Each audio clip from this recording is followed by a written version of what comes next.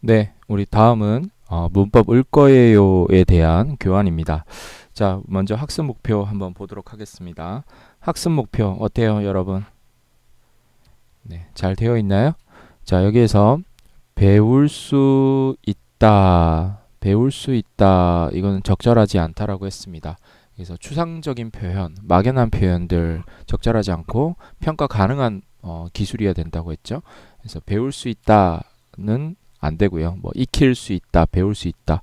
이 배울 수 있다는 것을 어떻게 평가해야 될지 이런 걸 한번 고민해 보시고 평가를 할 수 있는 그런 기술로 바꿔야 돼요. 그래서 여기에 이렇게 밑에 2번 이런 거랑 1번이랑 합쳐야 되겠죠. 그래서 문법 올 거예요를 이용해서 미래 계획을 말할 수 있다.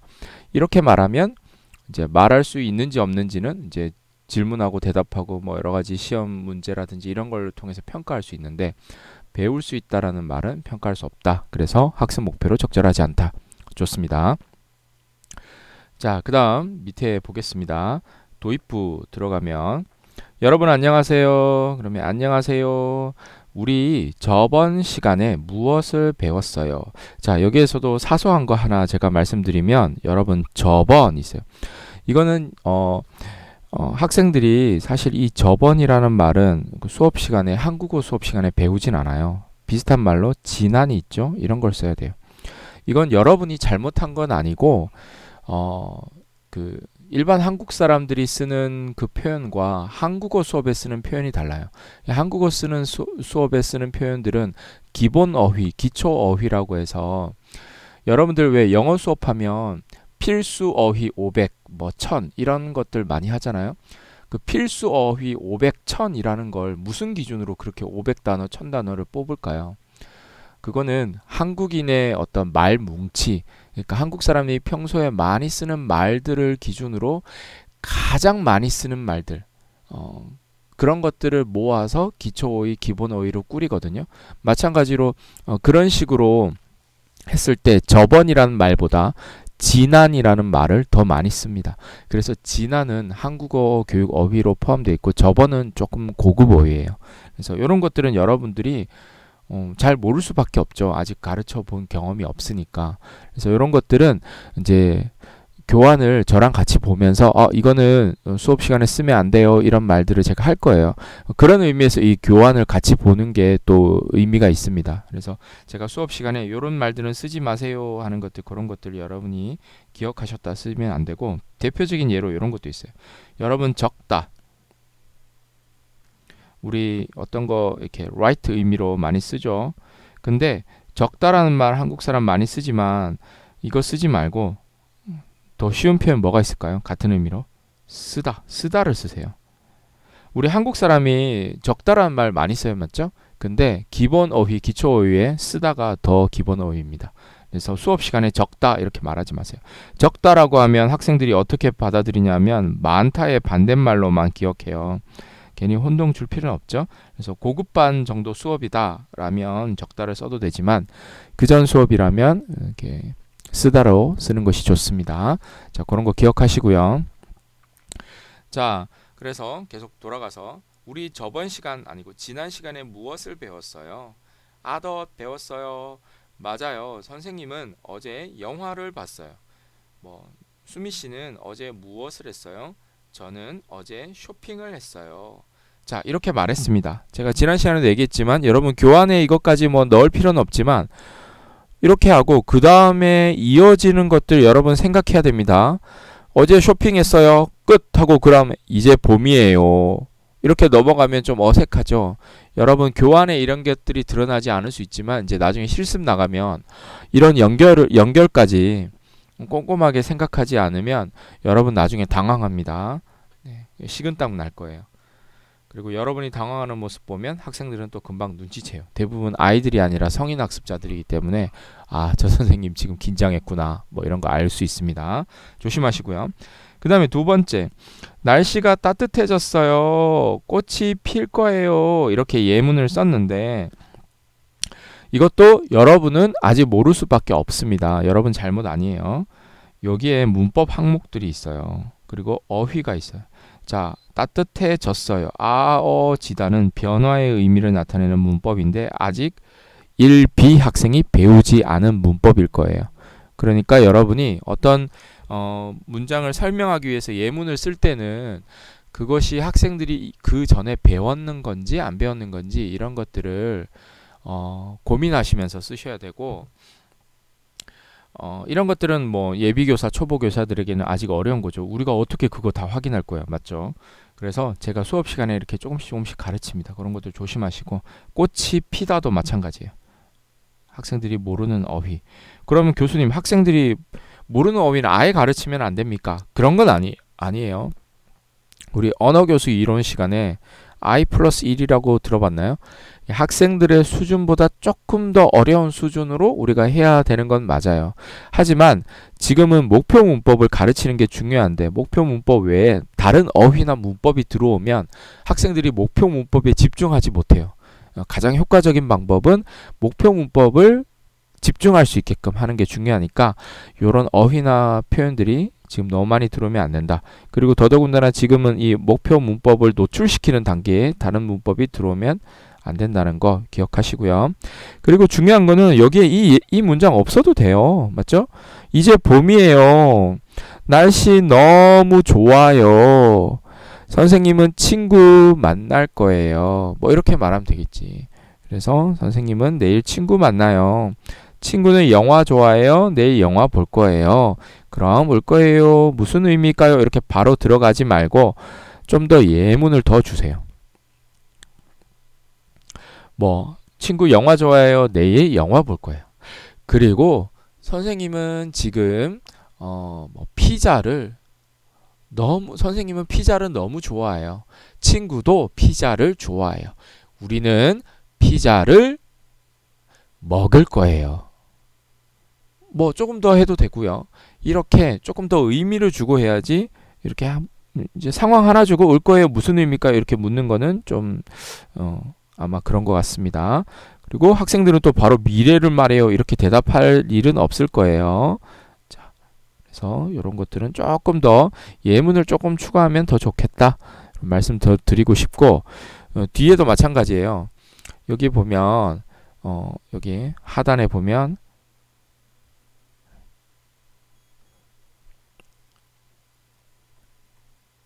여기도 PPT 화면에 을 거예요를 제시하고 다양한 예문을 보여줘. 그러니까 다양한 예문 뭘 보여줄지 교환에 나와야 돼요. 그런 거 PPT 화면 뭐 나올지 교환에 다 나와야 됩니다. 이렇게 설명하면 안 되고 좀 더 자세히 적어주세요. 그 다음에 좋습니다. 이제 의미 설명하기 위해서 좀 더 예문을 보여줄 거예요. 그건 괜찮은데 이거는 예문은 아니에요. 맞죠? 예문이 조금 더 필요합니다. 그래서 아까 다양한 예문 보여준다고 했던 게 아마 저기 의미 설명인데 거기가 좀 부족한 것 같아요. 여러분, 다른 사람도 마찬가지지만 자기는 충분하다고 생각하는데 학생들은 이해 못하는 경우가 있어요. 지금 여기에 전체 교환의 내용을 보니까 아마 이 부분이 그 의미 설명 단계인 것 같은데 너무 축소시켰어요. 이게 진짜 제일 핵심이잖아요. 그래서 여기에서 예문을 어떻게 다양하게 설명해 주는지 중요해요. 그냥 미래 말해요 하고 끝나면 안 돼요. 예문 더 많이 보여주세요. 그리고 지금 노출 단계랑 예문 의미 설명 단계랑 겹쳐서 조금만 제시했는데 노출 단계 따로 예문 설명 따로 해서 예문 설명을 좀 더 길게 해줘야 됩니다. 이거 중요합니다.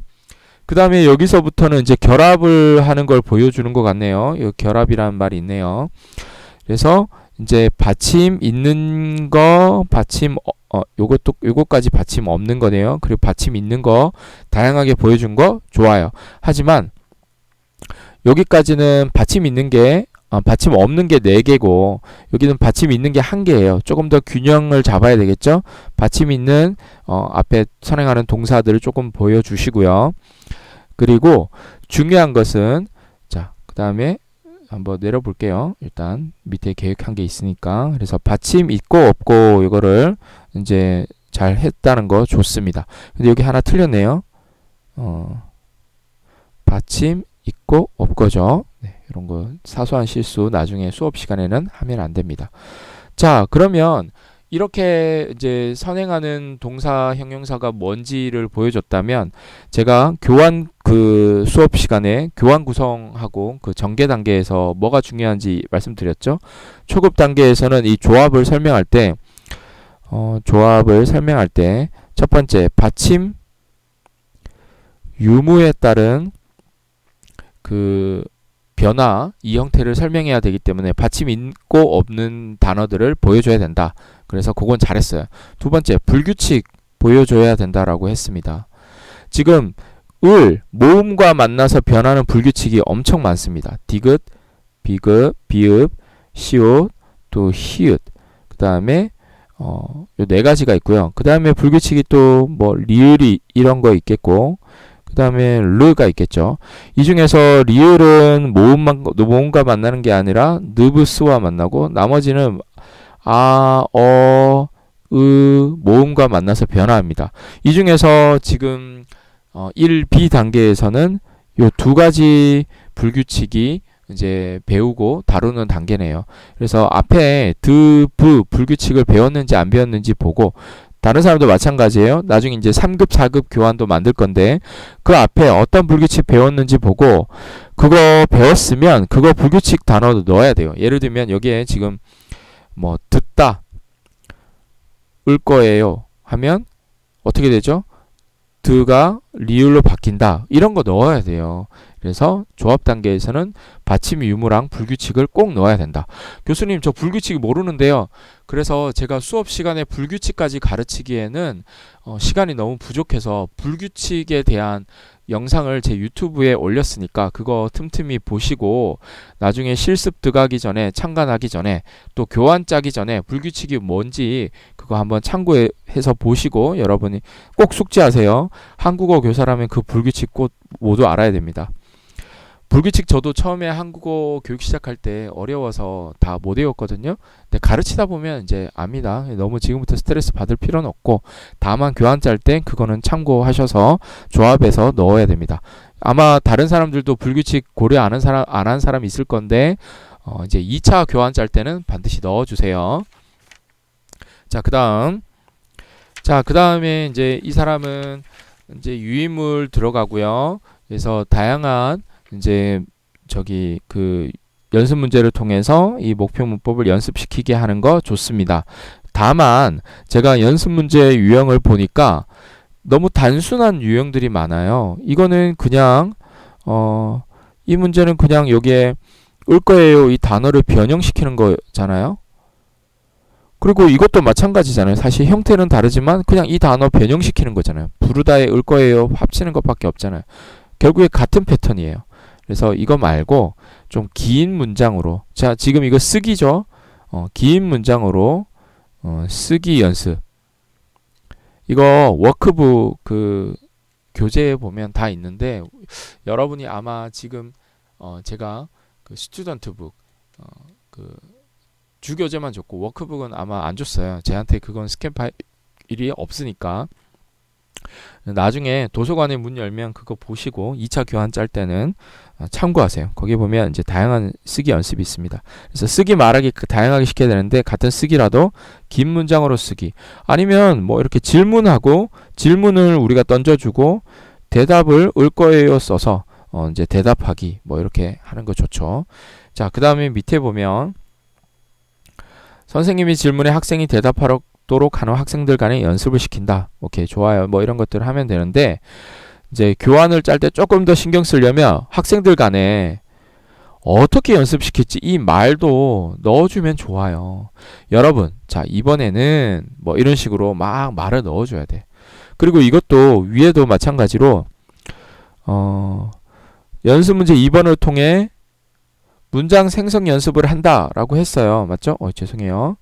그러면 여기 앞에 무슨 말, 이게 유인물에는 어떤 말 들어갈지, 자 다음 뭐 가령 이 문제라면 다음 단어를 이용해서 문장을 만들어 보세요. 뭐 만들어 보세요. 이런 말들이 들어가야 되겠죠? 그러니까 그런 것까지 완벽하게 만들어서 이 안에 넣어야 돼요. 그냥 이렇게 넣으면 너무 약소화 시키는 거예요.